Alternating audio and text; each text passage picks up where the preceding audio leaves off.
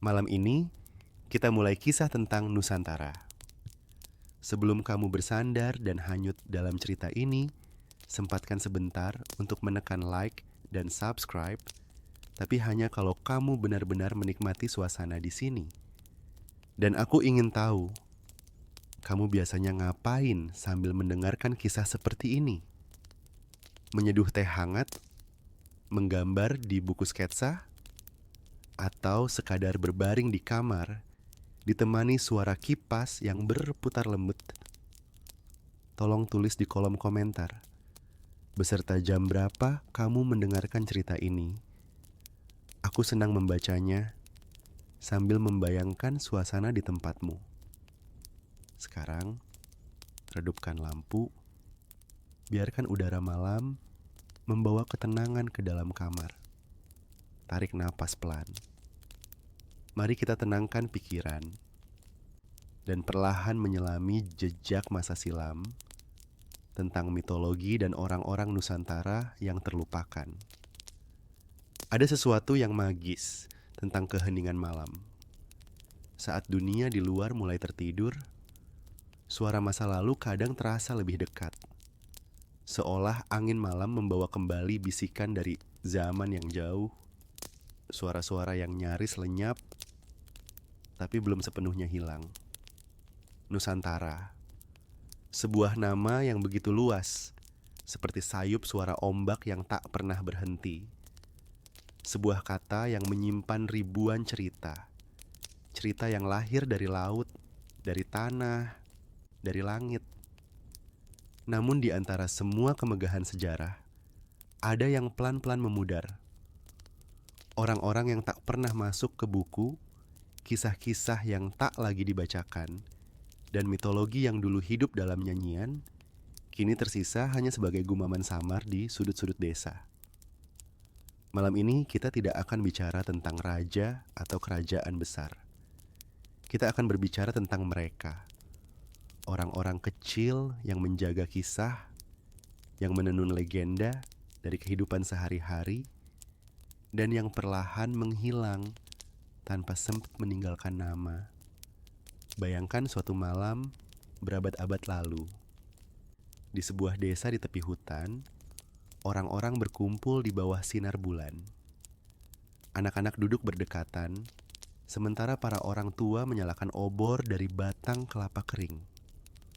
Suara jangkrik bersaut-sahutan, di kejauhan terdengar lolongan anjing hutan. Lalu seorang tetua melangkah ke tengah lingkaran, membenarkan kain yang menutupi bahunya, dan dengan suara berat yang lembut, ia mulai berbicara. Dulu, sebelum dunia punya bentuk, bumi ini hanyalah lautan kabut. Tak ada manusia, tak ada langit, hanya cahaya samar dan napas para dewa. Anak-anak menatap dengan mata berbinar. Mereka mendengar kisah tentang dewa yang menaburkan bintang di langit, tentang perempuan yang berubah menjadi bulan, tentang seekor burung raksasa yang menjaga keseimbangan dunia. Dan di antara setiap kalimat, selalu ada keheningan kecil. Hening yang bukan kosong, tapi sakral. Karena disitulah para pendengar merasakan sesuatu yang tak bisa dijelaskan. Seolah mereka sedang berbagi napas dengan masa lalu. Mitologi di Nusantara tidak pernah sekadar hiburan. Ia adalah cara manusia memahami dunia. Setiap gunung yang berdiri tegak dianggap memiliki jiwa. Setiap sungai dipercaya menyimpan roh penjaga. Bahkan angin yang berhembus pun diyakini membawa pesan. Ketika petani menanam padi, mereka berdoa bukan hanya pada Tuhan, tetapi juga pada Dewi Sri, sang ibu kesuburan, yang dipercaya menitis pada setiap bulir padi yang tumbuh. Ketika nelayan melaut, mereka menabur bunga di ombak pertama, meminta izin pada laut untuk mencari rezeki. Karena mereka tahu, laut bukan sekadar air asin. Ia adalah makhluk tua yang bernafas, yang bisa marah, bisa menenangkan, bisa menelan tanpa jejak. Dan dalam setiap doa dan ritual itu, tersimpan rasa hormat yang dalam, bahwa manusia bukan penguasa, melainkan bagian kecil dari alam yang luas dan hidup. Namun waktu tidak selalu ramah. Ketika tulisan mulai menggantikan suara, ketika sejarah mulai ditulis dengan pena dan kekuasaan, banyak kisah perlahan hilang di sela-sela lembarannya. Nama-nama leluhur berubah menjadi catatan kaki, dan dewa-dewi kuno diubah menjadi mitos semata. Kolonialisme membawa cara berpikir baru, dan dunia modern menyingkirkan hal-hal yang dianggap tidak ilmiah. Tapi, apakah semua yang tak bisa diukur harus dianggap tidak nyata? Apakah makna yang mereka bawa juga ikut lenyap? Barangkali tidak. Karena kisah tidak pernah benar-benar mati. Ia hanya menunggu untuk diceritakan kembali. Pernahkah kamu berpikir berapa banyak cerita yang hilang karena tak sempat ditulis? Berapa banyak penenun, penari, pemahat, dan penyair desa yang membawa sejarah di ujung jari mereka. Namun tak satu pun namanya tersisa di buku pelajaran. Seorang penulis lontar di Bali kuno misalnya. Ia duduk di bawah cahaya obor, menyusun aksara demi aksara di atas daun kering, merekam kisah tentang dewa yang turun ke bumi. Tangan kirinya menggenggam daun lontar, tangan kanannya memegang pisau kecil untuk menggores huruf. Setiap goresan adalah napas. Setiap kata adalah harapan agar kisah itu hidup lebih lama dari dirinya sendiri.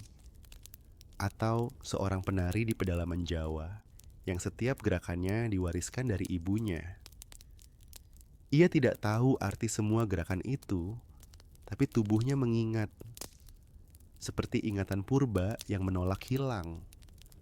Ketika ia menari, ia sedang berbicara dengan leluhurnya tanpa kata-kata. Atau seorang nelayan di Kepulauan Maluku yang sebelum melaut selalu menatap bintang. Ia tahu arah angin, tahu pasang surut, tahu kapan laut berbahaya. Bagi dunia modern, itu disebut naluri. Tapi bagi leluhurnya, itu adalah anugerah dari roh laut yang selalu menjaga mereka. Kisah-kisah ini jarang kita dengar. Mungkin karena kita terlalu sibuk mendengarkan suara lain. Suara yang lebih keras, lebih gemerlap, tapi tak selalu lebih bermakna. Kita tumbuh dengan buku yang menulis sejarah dari atas, bukan dari bawah. Kita tahu nama kerajaan, tapi tidak tahu nama orang yang menanam padi untuk mereka. Kita tahu tanggal perang, tapi tidak tahu siapa yang menenangkan anak-anak di malam peperangan. Padahal, di sanalah kehidupan sebenarnya berdenyut di antara keseharian orang-orang kecil yang tanpa sadar membentuk fondasi budaya kita. Kadang mitologi muncul justru dari kehidupan mereka. Ketika seorang petani melihat pelangi di atas sawah, ia percaya itu tanda bahwa bumi sedang bahagia. Ketika seorang ibu mendengar suara hutan di malam hari, ia percaya roh penjaga sedang berkeliling, memastikan semua aman. Mungkin bagi kita itu hanya simbol, tapi bagi mereka, itu adalah bahasa antara manusia dan alam. Bahasa yang kini perlahan hilang, karena kita berhenti mendengarkan. Zaman modern memberi kita banyak hal, kenyamanan, pengetahuan, teknologi. Tapi ia juga membawa lupa. Lupa pada keheningan, lupa pada makna di balik tradisi, lupa pada orang-orang yang dulu menjaga keseimbangan dunia dengan cara mereka sendiri. Sekarang, ketika kita menyebut kearifan lokal, kadang yang tersisa hanyalah slogan. Padahal dulu, itu adalah cara hidup, cara untuk bertahan, untuk berterima kasih, untuk hidup selaras dengan dunia. Dan mungkin, kalau kita mau diam sejenak, Kalau kita mau benar-benar mendengarkan, kita bisa menemukan bahwa semua kisah itu belum benar-benar hilang. Mereka bersembunyi di suara hujan yang jatuh di atap seng, di desir angin yang melewati celah daun kelapa, di lagu Nina Bobo yang dinyanyikan nenekmu saat kecil. Semesta masih berbicara, kita saja yang lupa bahasanya. Jadi malam ini, saat kamu menutup mata dan membiarkan kisah ini mengalun pelan, ingatlah bahwa setiap legenda yang kita dengar pernah menjadi nyata bagi seseorang. Bagi mereka, cerita bukan sekadar kisah, tapi cara untuk hidup, cara untuk mengingat, cara untuk bertahan. Dan mungkin, selama masih ada satu orang yang mau mendengarkan, Nusantara tidak akan pernah benar-benar kehilangan suaranya. Di segmen berikutnya, kita akan berlayar ke arah laut dan langit, menemui para penjaga mitos yang hidup di antara ombak dan bintang. Kisah tentang orang-orang dari laut dan langit. Laut selalu punya cara berbicara, tidak dengan kata-kata, tapi dengan irama. Irama ombak yang datang dan pergi, irama angin yang membawa aroma garam, irama yang membuat siapa pun yang mendengarnya merasa seolah sedang diingatkan bahwa manusia berasal dari sesuatu yang lebih tua dari dirinya sendiri. Dalam banyak mitologi Nusantara, laut dan langit bukan sekadar tempat. Mereka adalah rumah bagi makhluk-makhluk agung, para penjaga keseimbangan dunia, pengantar pesan antara bumi dan alam gaib, dan terkadang saksi bisu dari dosa-dosa manusia. Bayangkan sebuah malam di tepi pantai Sulawesi berabad-abad yang lalu. Bulan bundar memantulkan cahaya lembut di permukaan air. Perahu-perahu kayu bergoyang perlahan, dan seorang nelayan tua duduk di bibir perahunya, menatap cakrawala tanpa suara. Ia menunggu sesuatu, bukan ikan, melainkan tanda. Bagi mereka yang hidup di laut, ada bahasa yang tak tertulis. Gelombang yang tiba-tiba tenang, angin yang berputar arah tanpa sebab, atau burung laut yang terbang rendah di malam hari. Semua itu bukan kebetulan, melainkan pesan dari penghuni laut yang tak terlihat. Nelayan tua itu percaya, di balik setiap ombak, ada roh yang menjaga kedalaman. Mereka menyebutnya dengan banyak nama. Makara, naga laut, ikan dewa, atau penunggu samudra. Wujudnya tak pernah sama di setiap pulau, tapi maknanya selalu serupa, bahwa laut hidup dan ia harus dihormati. Di daerah Buton, ada legenda tentang makhluk bersisik perak yang muncul saat badai mereda. Ia dipercaya sebagai penuntun bagi kapal yang hampir karam, membawa mereka ke perairan yang tenang. Tapi ia juga bisa menjadi pengingat keras bagi siapapun yang serakah dan melanggar aturan laut. Karena di mata laut, manusia hanyalah tamu. Dan tamu yang lupa sopan santun akan segera diusir dengan caranya sendiri. Di sisi lain kepulauan, kisah dari Maluku Timur bercerita tentang manusia yang lahir dari bintang. Mereka disebut orang laut langit, makhluk setengah manusia, setengah cahaya. Mereka turun ke bumi saat fajar pertama, mengajarkan manusia cara membaca arah angin dan arus laut. Mereka tak menulis dengan tinta, tapi dengan bintang, konstelasi di langit malam yang menjadi peta bagi pelaut Nusantara. Hingga kini, masih ada nelayan yang tidak memerlukan kompas. Mereka menatap langit, membaca gugusan bintang yang sama seperti yang dilihat nenek moyang mereka ratusan tahun lalu. Setiap bintang punya arti, setiap arah punya lagu. Langit dan laut di Nusantara saling mencerminkan. Di siang hari, laut adalah cermin langit.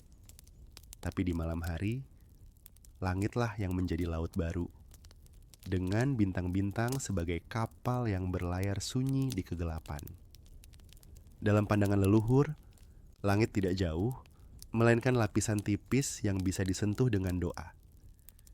Ketika seseorang meninggal, mereka percaya roh itu tidak pergi jauh, melainkan melayang seperti kabut, menyatu dengan angin yang berhembus dari timur. Dan jika suatu malam angin terasa lebih lembut dari biasanya, mereka akan berkata, "Itu roh leluhur yang sedang melewati kampung, membawa restu." Namun tidak semua makhluk langit dan laut bersahabat. Beberapa kisah mengisahkan mereka sebagai pengingat tentang batas yang tak boleh dilanggar. Seperti kisah dari pantai selatan Jawa tentang Nyai Roro Kidul, sang ratu laut selatan. Namanya selalu diucapkan dengan hormat, kadang dengan takut, kadang dengan kagum. Ia bukan sekadar sosok gaib. Ia adalah simbol dari kekuatan alam yang tak bisa dikendalikan dan juga lambang dari hubungan manusia dengan yang tak terlihat. Dalam banyak versi cerita, Nyai Roro Kidul bukanlah penjahat. Ia penjaga keseimbangan. Mereka yang datang dengan niat baik akan selamat, tapi mereka yang datang dengan kesombongan akan ditelan oleh laut. Ada juga kisah tentang Baruna, dewa laut dalam kepercayaan Hindu-Buddha Jawa kuno. Ia digambarkan memegang ular laut, duduk di atas makhluk berkepala gajah dan bertubuh ikan. Laut baginya bukan tempat kematian, melainkan ruang antara tempat jiwa manusia menunggu sebelum terlahir kembali. Beberapa catatan kuno Majapahit bahkan menulis ritual pemujaan kepada dewa laut sebagai bagian dari upacara penting negara. Air laut diambil untuk disucikan, lalu dituang kembali sebagai simbol keseimbangan kosmos. Karena bagi mereka, laut bukan pemisah. Laut adalah penghubung dunia. Kita kadang lupa bahwa para pelaut Nusantara sudah menaklukkan samudra jauh sebelum bangsa lain menulis peta. Mereka berlayar hingga Madagaskar, meninggalkan jejak bahasa dan budaya di tanah sejauh Afrika Timur. Tapi di balik keberanian mereka, selalu ada keyakinan spiritual yang kuat. Mereka tidak hanya berlayar dengan ilmu, tapi juga dengan doa. Sebelum berangkat, mereka menaburkan bunga di laut, membakar dupa, dan berbisik, "Tolong jaga kami, wahai penjaga ombak." Setiap suku di Nusantara punya penjaga lautnya sendiri. Di Kalimantan, dikenal sosok naga laut 7 kepala, penjaga pusaran air yang dipercaya menjaga batas antara dunia manusia dan dunia roh. Di Flores, masyarakat Lio mengenal Lailikur, makhluk dari laut dalam yang muncul sebagai bola cahaya di malam hari. Dan di Sulawesi Selatan, ada kisah tentang Tomanurung, manusia cahaya yang turun dari langit, mengajarkan hukum, musik, dan tata krama sebelum kembali ke bintang-bintang. Cerita-cerita ini bukan sekadar legenda. Ia adalah refleksi dari betapa dalamnya hubungan manusia dengan laut dan langit. Bahwa kehidupan bukan hanya tentang tanah yang diinjak, tapi juga tentang air yang mengelilinginya dan langit yang menaunginya. Namun kini, laut sering kita lihat hanya sebagai sumber daya. Langit kita pandang hanya sebagai cuaca. Kita lupa bahwa keduanya dulu adalah bagian dari kehidupan spiritual manusia. Mungkin itu sebabnya kita tak lagi mengerti makna diam di tepi pantai dan menatap cakrawala. Padahal di sanalah manusia dulu merenung tentang asal dan tujuan, tentang hubungan antara kecilnya diri dan luasnya dunia. Ketika matahari tenggelam perlahan di barat, leluhur kita percaya itu bukan akhir hari, melainkan perjalanan matahari menuju alam lain. Dan saat fajar menyingsing, itu pertanda dunia baru kembali dibuka. Siklus yang abadi antara terang dan gelap, antara laut dan langit, antara hidup dan mati. Ada satu kisah dari Kepulauan Nias yang jarang diceritakan. Konon, pada masa lalu, manusia pertama lahir dari telur burung yang diletakkan di puncak gunung tertinggi. Dari situ ia turun ke lembah, membawa pengetahuan dari langit dan keberanian dari laut. Dan karena itulah, orang Nias selalu melihat dirinya sebagai bagian dari dua dunia. Bumi tempat berpijak, dan langit tempat kembali. Karena Mengki, mitologi terasa jauh dari kita. Tapi kalau kamu duduk diam di pantai saat malam, menatap laut yang gelap dan langit yang penuh bintang, kamu mungkin akan merasakannya kembali. Suara ombak yang datang berulang seperti napas dunia. Desiran angin yang terdengar seperti nyanyian kuno.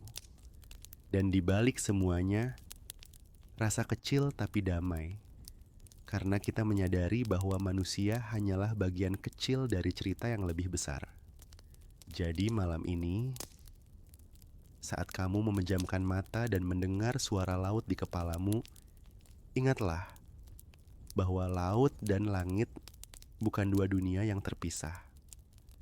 Mereka adalah cermin satu sama lain, dan di antara keduanya manusia berdiri mencoba mengingat siapa dirinya sebenarnya. Di segmen berikutnya, kita akan melangkah ke daratan, menyusuri hutan dan gunung yang dulu dianggap suci. Tempat di mana para penunggu bumi tinggal, dan di mana batas antara manusia dan roh hampir tidak terlihat. Kisah selanjutnya berjudul Penjaga Gunung dan Hutan, Dunia yang Tak Terlihat. Di kepulauan yang membentang dari barat ke timur, dari Sabang sampai Merauke, setiap pulau memiliki napasnya sendiri. Dan setiap napas dijaga oleh sesuatu yang tak selalu tampak.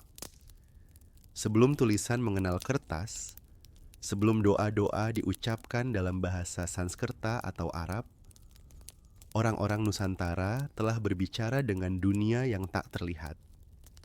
Bagi mereka, setiap gunung, sungai, dan laut memiliki jiwa. Dan di sanalah lahir keyakinan tentang penjaga alam, roh yang hidup berdampingan dengan manusia, menjaga keseimbangan dunia. Bayangkan malam di pesisir selatan Jawa. Angin datang dari laut, membawa aroma garam dan suara ombak yang bergulung pelan. Jauh di horizon, bulan menggantung setengah, memantulkan cahaya ke permukaan air yang berkilau seperti sutra hijau keperakan. Di kejauhan, terlihat perahu nelayan kecil dengan lampu minyak yang bergetar lembut, dan di balik gelap itu, ada rasa seolah laut sedang menatap balik. Disinilah kepercayaan akan Ratu Laut Selatan hidup abadi. Orang-orang menyebutnya Nyai Roro Kidul, sosok cantik bermahkota hijau zamrud yang tak hanya menjadi ratu laut, tapi juga penjaga keseimbangan antara dunia manusia dan dunia gaib. Ia bukan sekadar kisah yang ditakuti, tapi peringatan yang lembut bahwa alam adalah kekuatan besar yang bisa memberi dan mengambil. Setiap kali ombak menghantam pantai dengan keras, nelayan tua akan berbisik, laut sedang berbicara. Dengarkanlah. Di malam-malam tertentu, terutama menjelang bulan purnama, orang-orang pesisir menyiapkan sesaji di tepi air. Bunga 7 rupa, dupa, dan sebatang lilin kecil. Bukan untuk memuja, melainkan untuk mengingat bahwa manusia tak berkuasa atas laut. Bahwa ada batas yang tak boleh dilanggar. Ritual itu sederhana, tapi menyimpan makna yang dalam tentang rasa hormat dan kesadaran diri. Dulu, di masa kerajaan-kerajaan kuno, bahkan para raja pun mempercayai keberadaan penjaga alam. Ritual labuhan dilakukan oleh para penguasa Jawa. Sebuah persembahan ke laut untuk memohon keseimbangan dan keselamatan kerajaan. Sebuah pengakuan bahwa kekuasaan manusia sekecil butir pasir di pantai dibandingkan dengan kekuatan alam yang mengelilinginya. Beranjak dari laut, mari kita menuju ke gunung, tempat di mana langit seolah menyentuh bumi dan udara mengandung kesunyian yang berbeda. Di sanalah roh-roh penjaga lain bersemayam. Gunung Semeru, misalnya, dalam mitologi Jawa kuno dikenal sebagai Mahameru, gunung agung tempat bersemayam para dewa. Konon, gunung itu dipindahkan langsung dari India oleh para dewa agar Nusantara menjadi tanah yang seimbang dan diberkati. Dari puncaknya dipercaya mengalir energi yang menjaga kesuburan tanah di bawahnya. Di kaki gunung, masyarakat hidup berdampingan dengan kepercayaan itu. Mereka menanam padi, mengalirkan air dari mata air gunung, dan setiap tahun mempersembahkan hasil panen sebagai tanda terima kasih. Bagi mereka, gunung bukan benda mati. Ia adalah makhluk tua yang sabar, menyimpan panas di dalam perutnya, dan hanya berbicara ketika manusia lupa menghormatinya. Gunung Merapi, di sisi lain, adalah gunung yang bicara dengan cara yang lebih keras. Letusannya yang dahsyat dianggap bukan murka, tapi pesan. Pesan bahwa manusia telah melampaui batas. Penjaga gunung, seperti Mbah Marijan yang legendaris, bukan sekadar juru kunci, tapi penghubung antara dunia nyata dan dunia halus. Mereka menjaga keseimbangan agar manusia tak lupa di mana tempatnya berdiri. Dan di antara kabut gunung itu, ada banyak kisah yang diceritakan dari generasi ke generasi. Tentang pendaki yang mendengar gamelan di tengah malam, tentang arak-arakan tak terlihat yang lewat dengan tenang, atau tentang seseorang yang hilang lalu kembali dengan mata yang kosong. Katanya, setelah melihat dunia lain. Cerita-cerita seperti itu bukan untuk menakuti, melainkan untuk mengingatkan bahwa dunia ini lebih luas dari yang terlihat. Kita lanjutkan perjalanan ke arah timur, ke Kalimantan, di mana hutan adalah katedral hijau yang berdiri diam dan sakral. Pohon-pohon raksasa menjulang seperti tiang dunia, dan di antara akar-akar yang dalam, hidup roh-roh penjaga yang disebut dengan banyak nama. Penunggu, Antoh, Temengang, dan lainnya. Sebelum satu pohon ditebang, masyarakat Dayak akan memohon izin. Mereka tahu, jika menebang tanpa permisi, hutan akan murka. Badai bisa datang, atau penyakit menimpa desa. Bagi mereka, hutan bukan sekadar sumber kayu dan makanan, tapi rumah bagi para leluhur. Ritual Mampakanan Antang, upacara meminta izin kepada roh hutan, masih dilakukan di beberapa daerah. Asap kemenyan naik perlahan ke udara, membentuk garis tipis yang seolah menghubungkan manusia dengan langit. Lalu ke Bali, di mana keseimbangan hidup menjadi filosofi utama. Setiap pura, setiap rumah, bahkan setiap pohon besar diberi kain poleng, hitam dan putih, simbol keseimbangan antara dua sisi kehidupan. Di sana, roh bukan sesuatu yang menakutkan, melainkan bagian dari hidup sehari-hari. Upacara kecil dilakukan hampir setiap hari, sebagai pengingat bahwa dunia terlihat dan tak terlihat harus berjalan berdampingan agar hidup tetap damai. Dan ketika malam tiba, ketika gamelan berhenti berbunyi dan hanya suara jangkrik yang tersisa, orang Bali percaya bahwa roh-roh mulai berkeliling, menyentuh dunia manusia dengan lembut, menyapa mereka yang hidup dengan hati yang tenang. Dalam semua kisah ini, terdapat benang merah yang mengikat seluruh kepercayaan kuno Nusantara. bahwa manusia bukan penguasa bumi, melainkan tamu di rumah besar bernama alam. Kita datang, tinggal sebentar, lalu pergi, sementara roh-roh penjaga tetap tinggal, meneruskan tugas mereka menjaga keseimbangan. Sekarang, coba bayangkan kembali, gunung yang diam, laut yang berdebur, hutan yang bernafas. Mungkin kalau kamu cukup tenang, kamu akan merasakan sesuatu di udara. Sebuah kehadiran yang tak menuntut pengakuan, tapi selalu ada, menunggu manusia untuk kembali mengingatnya. Di antara kabut hutan dan bayangan masa lalu, selalu ada sosok-sosok yang tak mudah dijelaskan. Bukan dewa, bukan sepenuhnya manusia. Mereka hidup di antara legenda dan kenyataan dalam ruang waktu yang samar, di mana sejarah dan mitos saling bertaut tanpa batas yang jelas. Orang-orang tua di pedalaman Sumatera menyebutnya orang bunian, makhluk halus yang katanya hidup dalam dunia paralel, berdampingan dengan manusia namun tak kasat mata. Mereka punya rumah, keluarga, bahkan perkampungan yang tak bisa dilihat, kecuali oleh mereka yang terpilih. Konon, orang bunian dikenal lembut dan sopan. Mereka tidak jahat, tapi jika seseorang tanpa sengaja melanggar wilayah mereka, orang itu bisa dibawa ke dunia lain, bukan mati, hanya hilang. Beberapa kembali setelah berhari-hari dalam keadaan bingung dengan cerita bahwa mereka berada di tempat yang sangat indah, penuh cahaya lembut, dan musik yang tak berasal dari dunia manusia. Cerita ini tak hanya hidup di satu tempat.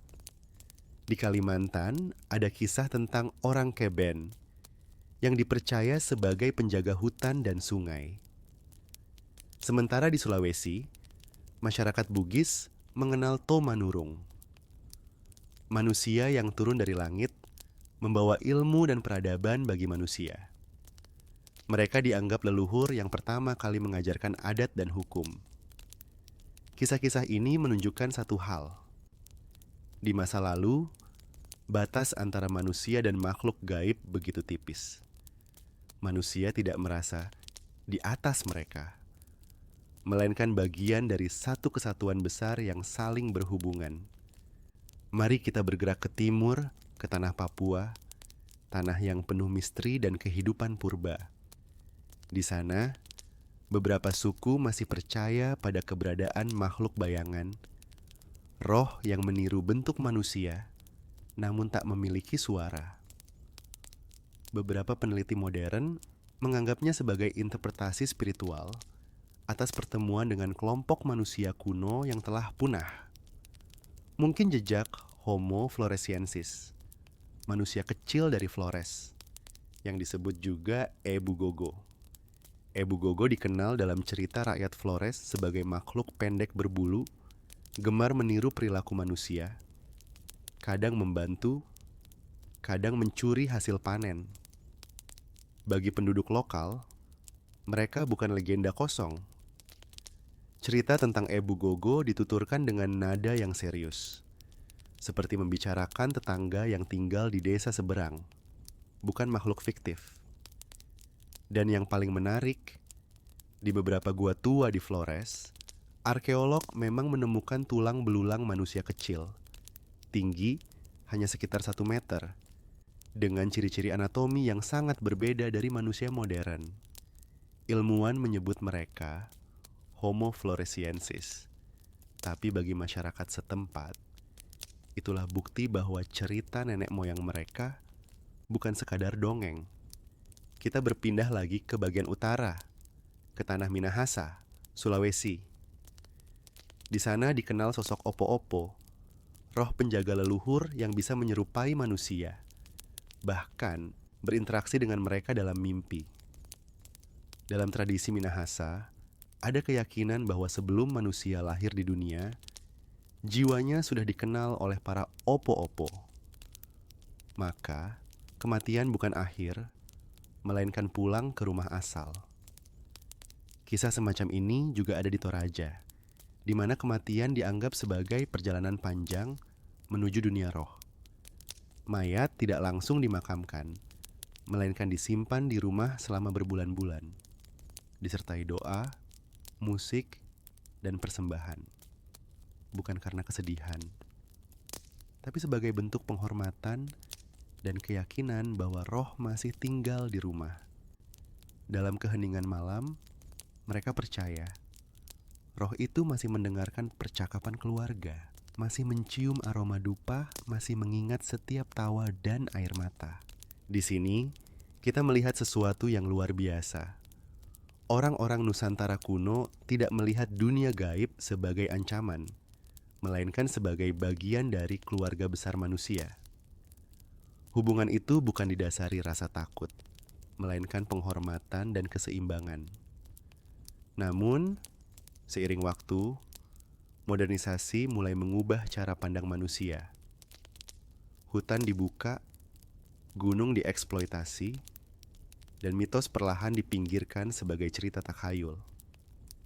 Namun jejaknya masih tertinggal di cara kita berbicara, di pantangan-pantangan kecil yang masih kita ikuti tanpa sadar. Kita masih berkata, "Permisi," ketika lewat di tempat sepi. Masih menghindari berbicara sembarangan di tengah hutan. Masih menyalakan dupa ketika malam tiba dan udara terasa berat. Itulah sisa-sisa ingatan nenek moyang yang masih hidup di dalam kita. Kita mungkin tak lagi percaya sepenuhnya, tapi di sudut hati masih ada bagian kecil yang berbisik bahwa dunia ini tidak sesederhana yang terlihat. Ketika kamu berjalan di tepi sawah saat senja dan mendengar langkah lain padahal kamu sendirian, mungkin itu hanya suara angin. Atau mungkin seseorang dari masa yang sudah lama hilang sedang berjalan bersamamu dalam diam. Mereka bukan musuh, bukan juga pelindung. Mereka adalah pengingat bahwa kita, manusia modern, dengan segala teknologi dan cahaya buatan, pernah hidup dalam dunia yang jauh lebih peka, lebih penuh makna, di mana setiap bayangan punya jiwa, dan setiap angin membawa pesan. Dan di sanalah keindahan sejati mitologi Nusantara berada. Bukan dirasa takut, tapi dirasa hormat. Bukan di cerita hantu, tapi di kesadaran bahwa hidup ini lebih besar dari diri kita sendiri. Ada masa ketika manusia Nusantara tidak hanya hidup dari tanah dan laut, tetapi juga dari ilmu. Bukan ilmu sekolah seperti yang kita kenal hari ini, melainkan ilmu hidup yang diserap dari angin, dari air, dari bisikan malam, dari hubungan yang dalam antara manusia dan alam sekitarnya. Di masa itu, orang-orang sakti bukan dianggap aneh. Mereka adalah bagian dari kehidupan sehari-hari. Mereka bukan superhero yang berdiri di atas masyarakat, melainkan jembatan antara dunia kasat mata dan dunia yang tak terlihat. Di pedalaman Jawa, dikenal tokoh yang disebut dukun kampung, bukan sekadar penyembuh, melainkan penjaga keseimbangan antara manusia dan alam. Mereka memahami bahasa tanah, tahu kapan sawah harus dibuka, dan kapan laut harus ditinggalkan. Mereka bicara pada air, memohon pada pohon besar sebelum menebangnya, dan selalu meninggalkan sesaji kecil, bukan karena tahayul, tapi sebagai tanda terima kasih. Salah satu kisah tertua datang dari daerah Banyuwangi. Di sana, setiap desa punya sosok pawang hujan. Orang yang bisa menunda hujan ketika ada hajatan besar. Bukan dengan sihir hitam, melainkan dengan doa, dupa, dan komunikasi batin dengan langit. Orang-orang mempercayai mereka karena setiap kali ritual dilakukan, awan benar-benar menjauh dan hujan baru turun setelah semua tamu pulang. Apakah itu kebetulan? Mungkin. Tapi bagi masyarakat masa itu, Tak perlu bukti ilmiah, cukup dengan pengalaman dan kepercayaan yang menenangkan hati. Di Kalimantan, para belian, tabib, dan penjaga spiritual suku Dayak melakukan upacara penyembuhan dengan tarian dan nyanyian. Tubuh mereka menari di bawah dentuman gong, sementara suara mereka melantunkan mantra yang sudah berusia ratusan tahun. Bagi orang luar, itu tampak seperti ritual mistik. Tapi bagi masyarakat Dayak, itu adalah cara menjaga keseimbangan dunia. Sakit bukan sekadar masalah tubuh, melainkan tanda bahwa roh seseorang sedang kehilangan arah. Maka tugas sang belian adalah memanggil roh itu pulang. Hingga kini, di hutan-hutan Kalimantan yang jauh dari kota, suara nyanyian belian masih kadang terdengar di malam hari. Ritme yang mengayun pelan, antara doa dan melodi, mengalir ke langit dan kembali ke bumi. Sebuah bahasa kuno yang mungkin suatu hari akan benar-benar hilang. Di Kepulauan Timur, kisah berbeda muncul dari laut. Para pelaut Bugis dan Buton dikenal sebagai penguasa ombak. Tapi di balik keberanian mereka, ada kisah mistik yang jarang dibicarakan. Sebelum berlayar jauh, mereka akan melakukan mapalili, ritual untuk membuka jalan di laut. Air laut dipercikkan ke lambung perahu, mantra dilantunkan dengan nada lirih. Beberapa bahkan membawa benda pusaka, keris, batu laut, atau botol kecil berisi air dari 7 sumur yang diyakini dapat menenangkan badai. Dalam catatan Belanda abad ke-18, ada laporan tentang kapal Bugis yang selamat dari badai besar di Laut Banda saat kapal-kapal Eropa di sekitarnya tenggelam. Ketika ditanya rahasianya, nakoda Bugis hanya menjawab, "Laut mengenali kami karena kami berbicara padanya." Bagi mereka, laut bukan sekadar jalan, tapi makhluk hidup yang punya kehendak. Itulah sebabnya, setiap pelaut Nusantara memiliki pantangan sendiri. Tak boleh berbicara sombong di laut, tak boleh menangis dengan keras, karena laut akan ikut berduka. Dan yang paling tabu, jangan buang makanan ke air, sebab laut tidak menyukai yang sia-sia. Namun seiring datangnya zaman modern, ilmu-ilmu ini mulai menghilang. Sebagian hilang karena tak ada lagi murid yang mau belajar. Sebagian lainnya karena dianggap berlawanan dengan agama baru yang masuk. Dan sebagian lagi lenyap karena dibungkam oleh rasa malu, takut disebut kolot, kuno, atau musyrik. Di pelosok Minangkabau ada cerita tentang Datuk Sinarobasa, seorang tabib tua yang mampu menyembuhkan orang dengan melihat bayangan tubuhnya di air.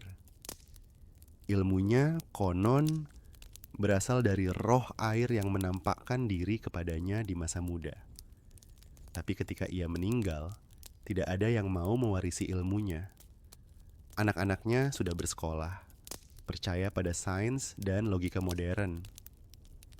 Mereka mencintai ayahnya, tapi tidak mempercayai dunianya. Dan begitu ia pergi, hilanglah satu lagi bagian dari pengetahuan Nusantara yang tak ternilai. Begitu juga di Bali, tempat di mana seni dan spiritualitas saling menyatu. Banyak Balian, tabib, dan peramal yang memilih menutup ilmu mereka karena tak ada penerus yang cukup sabar.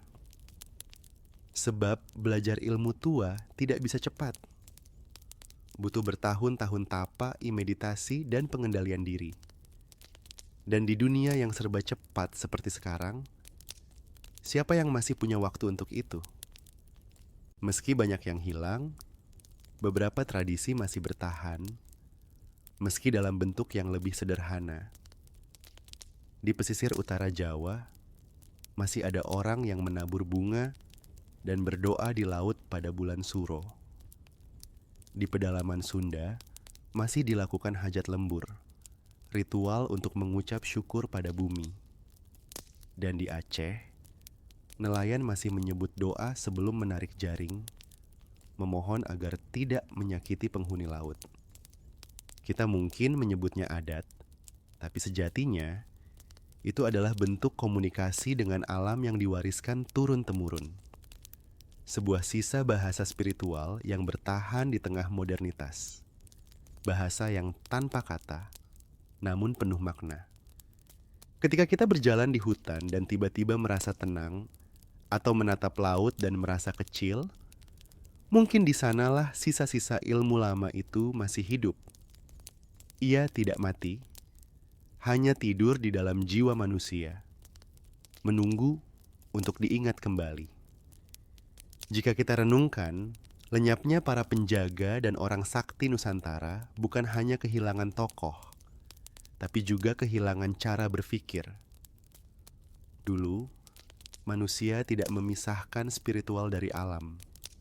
Mereka melihat bumi bukan sebagai sumber daya, tapi sebagai saudara tua yang harus dihormati. Dan itu membuat mereka hidup lebih selaras, lebih pelan, lebih sadar akan tempat mereka di dunia. Kini, kita hidup di zaman serba terang, namun justru kehilangan arah. Kita punya teknologi untuk melihat bintang terjauh, tapi tak lagi bisa mendengar bisikan bumi di bawah kaki kita. Kita tahu cara membangun gedung tinggi, tapi lupa bagaimana menunduk dengan hormat pada tanah tempat kita berpijak. Mungkin, kisah-kisah para penjaga ini ada bukan untuk ditiru sepenuhnya, melainkan untuk diingat bahwa manusia pernah hidup dengan lebih seimbang. Bahwa pengetahuan sejati tidak selalu berasal dari buku, tapi dari kesediaan untuk mendengar kepada alam, kepada leluhur, dan kepada keheningan di dalam diri sendiri. Malam semakin larut, dan seperti cahaya lampu minyak yang perlahan meredup, kita pun sampai pada penghujung kisah malam ini. Para penjaga itu mungkin telah pergi, tapi kisah mereka tetap berbisik di antara dedaunan, di antara riuh laut, di antara napas kita sendiri. Jika suatu hari kamu berjalan sendirian di jalan sepi dan tiba-tiba merasakan udara menjadi hening, jangan takut. Mungkin itu hanya salam lembut dari mereka, para penjaga yang tak lagi terlihat, namun tak pernah benar-benar hilang. Ada saat dalam sejarah ketika manusia tidak memisahkan antara yang nyata dan yang gaib, antara yang dapat dijelaskan dan yang hanya bisa dirasakan. Itulah masa ketika cerita rakyat, mitos dan keyakinan bukan dianggap dongeng, melainkan bagian dari cara hidup, cara memahami dunia. Dan mungkin di sanalah letak keindahan Nusantara yang sesungguhnya. Kita tidak hanya punya sejarah yang ditulis di atas batu, tetapi juga sejarah yang berbisik di angin, mengalir di sungai, dan bernaung di dalam jiwa manusia. Coba kita renungkan sejenak. Dalam catatan arkeologi, kita tahu bahwa kerajaan-kerajaan kuno seperti Majapahit, Kutai, atau Sriwijaya benar-benar ada. Namun, di sisi lain, rakyatnya juga hidup dengan keyakinan akan roh penjaga hutan, dewi-dewi air, dan makhluk penunggu gunung. Apakah itu berarti mereka keliru? Atau justru mereka tahu sesuatu yang telah kita lupakan? Bagi mereka, dunia tidak terbelah menjadi hitam dan putih. Tidak ada batas jelas antara sains dan spiritualitas. Segalanya saling berlapis, realitas dan mitos saling menembus, seperti bayangan di air. Seorang petani yang memohon izin pada bumi sebelum menanam padi bukan sedang menyembah tanah, melainkan mengingatkan dirinya sendiri bahwa hidupnya bergantung pada keseimbangan alam. Seorang nelayan yang berbicara pada laut sebelum berlayar bukan berarti mempercayai hal gaib, tetapi mengajarkan pada anak-anaknya tentang rasa hormat, tentang rendah hati di hadapan sesuatu yang lebih besar dari manusia. Namun waktu berjalan cepat, dunia berubah, dan dalam perubahan itu banyak yang tergerus. Mitos yang dulu menjadi cahaya, pelan-pelan diredupkan oleh terang modernitas. Kisah para leluhur yang dulu diceritakan di tepi api unggun, kini tenggelam di bawah bisingnya layar ponsel dan lampu kota. Anak-anak yang dulu mendengar cerita tentang Dewi Sri, kini lebih akrab dengan tokoh film animasi. Mereka tahu nama-nama dewa dari mitologi Yunani, namun tidak pernah mendengar nama Batara Guru, Nyai Lara Kidul, atau si Pahit Lidah. Dan mungkin bukan salah mereka, karena cerita-cerita itu tak lagi diajarkan, hanya dibisikkan oleh generasi tua yang perlahan menua dan diam. Meski begitu, mitos tidak pernah benar-benar mati. Ia hanya berubah bentuk, menyesuaikan zaman. Di era modern, kisah para penjaga dan makhluk gaib Nusantara muncul kembali. Bukan di ritual, tapi di film, buku, dan bahkan game daring. Kita mengenalnya melalui karakter misterius, melalui legenda yang direka ulang dalam visual digital, atau melalui konten seperti ini yang mencoba mengembalikan ketenangan dalam bentuk cerita. Dan di sanalah letak kekuatannya. Mitos bisa beristirahat lama, tapi ia selalu tahu cara untuk kembali. Setiap kali kita menyebut nama tempat yang berasal dari kisah lama, kita sebenarnya sedang memanggil ingatan masa lalu itu. Nama-nama seperti Sungai Siak, Gunung Tidar, Lembah Harau, semuanya menyimpan lapisan makna yang lebih dalam dari sekadar geografi. Mereka adalah penanda bahwa dunia kita masih menyimpan roh masa lalu, meski kita tak lagi bisa melihatnya. Ada satu hal yang sering kita lupakan. Para leluhur Nusantara tidak hanya meninggalkan candi dan prasasti, tetapi juga cara berpikir. Mereka mengajarkan bahwa dunia harus seimbang antara ilmu dan rasa, antara logika dan jiwa. Namun kita, di masa kini, sering memilih salah satunya saja. Kita mengejar kemajuan, tapi kehilangan makna. Kita membangun kota, tapi lupa mendengarkan bumi. Kita menghitung waktu, tapi lupa menikmatinya. Dan disitulah para leluhur perlahan menjadi bayangan. Bukan karena mereka kalah oleh modernitas, tapi karena kita berhenti menengok ke belakang. Tapi mungkin, di dalam kesibukan dunia yang serba cepat ini, cerita-cerita tua seperti ini bisa menjadi jendela kecil untuk mengingat siapa kita sebenarnya. Kita bukan hanya pewaris tanah, tapi juga pewaris ingatan. Ingatan tentang manusia yang dulu berbicara pada laut, berdoa pada gunung, dan menulis puisi untuk angin. Mereka bukan primitif, mereka puitis. Mereka tidak bodoh, mereka peka. Dan mungkin jika kita bisa belajar mendengarkan lagi, kita akan menemukan bahwa di antara hiruk-pikuk modernitas, masih ada suara lembut dari masa lalu yang memanggil, meminta kita untuk tidak melupakan asal-usul. Malam kini semakin sunyi, lampu mulai redup, dan udara malam membawa aroma tanah yang basah. Dalam keheningan ini, coba pejamkan mata sejenak. Bayangkan tanah tempat kamu berpijak ratusan tahun lalu mungkin adalah hutan atau lautan atau tempat orang-orang menyalakan api dan berdoa dengan bahasa yang kini telah punah. Dan di tempatmu sekarang, mungkin dulu pernah ada seseorang yang berdiri di titik yang sama, menatap langit yang sama, meminta hal yang sama. Ketenangan, cerita malam ini bukan sekadar kisah tentang mitologi, melainkan tentang manusia. Tentang cara mereka memahami dunia dan tentang cara kita melupakannya. Tapi, meskipun mereka telah dilupakan, roh kisah mereka tetap bernafas di dalam kita. Setiap kali kita merasa damai di alam, setiap kali kita terpesona oleh gunung atau laut, kita sedang mengulang rasa kagum yang sama dengan yang pernah dirasakan leluhur kita. Dan mungkin itu sebabnya kisah-kisah lama tak seharusnya hilang. Karena selama masih ada yang menceritakannya, selama masih ada yang mendengarkannya di malam yang sunyi, mereka akan terus hidup.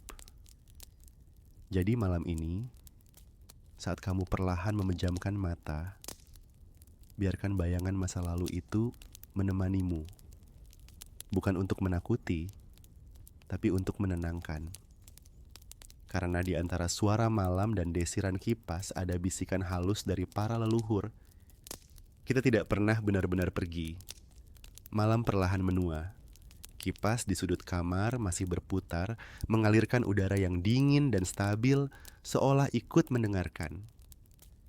Kita sudah berjalan jauh malam ini, menyusuri cerita-cerita dari masa lalu yang mungkin tak lagi diingat, tentang manusia yang pernah hidup sederhana, namun memahami dunia dengan cara yang lebih dalam dari kita. Kadang aku berpikir, barangkali mereka tidak benar-benar hilang. Mereka hanya bersembunyi di antara daun yang bergerak oleh angin, di balik suara ombak yang menepuk karang, atau di dalam doa yang tak sempat diucapkan. Mereka menunggu, bukan untuk disembah, tapi untuk diingat. Kita hidup di zaman yang sibuk. Segalanya cepat, bising, dan terang. Namun di antara semua itu ada sesuatu yang kita rindukan. Ketenangan yang dulu mereka miliki, rasa hormat pada alam, dan kedekatan dengan yang tak terlihat. Mungkin itu sebabnya kisah seperti ini terasa menenangkan. Karena di balik setiap cerita lama, ada gema dari sesuatu yang sudah lama kita lupakan. Bahwa manusia tidak pernah sendirian di dunia ini. Ada alam yang memeluk, ada masa lalu yang menjaga, dan ada suara lembut yang memanggil, meminta kita untuk berhenti sejenak dan mendengarkan. Jika kamu perhatikan baik-baik, setiap tempat punya kisahnya sendiri. Ada desa yang masih menyisakan nama dari Dewi Air, ada gunung yang dipercaya bersemayam roh penjaga, ada sungai yang dianggap suci karena dulu menjadi tempat bersuci raja. Dan meski kini orang-orang tidak lagi percaya, kisah itu tetap tinggal di tanah, di udara, di air, karena memori tidak selalu hidup di kepala. Kadang ia berdiam di alam. Kita sering berpikir bahwa sejarah hanya ada di buku, tertulis dalam angka dan tahun. Padahal, sebagian sejarah tidak pernah ditulis. Ia hidup di dalam cerita, di dalam lagu, di dalam kebiasaan kecil yang dilakukan tanpa sadar, seperti orang tua yang menyalakan dupa di sore hari, seperti nelayan yang berhenti sejenak sebelum berangkat ke laut, seperti anak kecil yang masih menunduk sopan saat melintasi hutan. Itulah sejarah yang tidak bisa dihapus, karena ia melekat pada cara manusia hidup. Dan malam ini, saat kamu duduk diam mendengarkan cerita ini, tanpa sadar kamu sedang melanjutkan tradisi yang sama. Tradisi mendengarkan. Sesuatu yang dulu dilakukan di bawah cahaya api unggun, kini kita lakukan di bawah cahaya layar kecil. Tapi maknanya tetap sama. Cerita tetap mengalir, dan selama masih ada yang mendengar, para tokoh dari masa lalu itu tidak akan pernah benar-benar hilang.